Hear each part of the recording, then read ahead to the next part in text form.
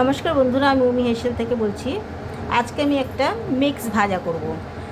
সেই ভাজাটার ভিতরে থাকছে তোমার ব্রকলিটা আমি আগে ভালো করে ধুয়ে একটু ভাপিয়ে নিয়েছি, আলু, আর এখানে আছে পেঁয়াজকালি, আর এখানে একটুখানি আছে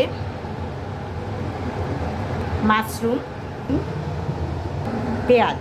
কড়াইতে আমি দুটো লঙ্কা দিলাম, একটুখানি সামান্য আমি হিং দিলাম,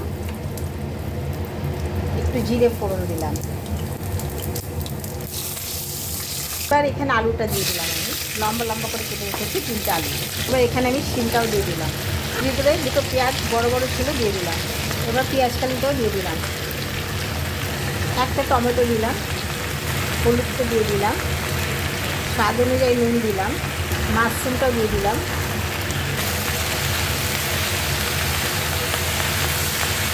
এবার ব্রকলিটা দিয়ে দিলাম।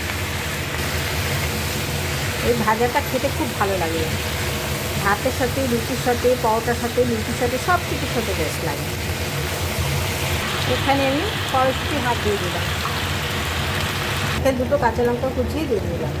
ম্যাগি মশলা হাফ প্যাকেট দেবো, এখানে 1 প্যাকেট দেবো না, হাফ দেবো।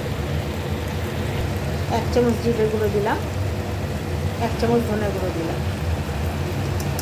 ভাজাটা আমার হয়ে গেছে, দেখো সব গলে গেছে, একদম ভালোভাবে সব সিদ্ধ হচ্ছে। এবার আমি এটা নামিয়ে নেব।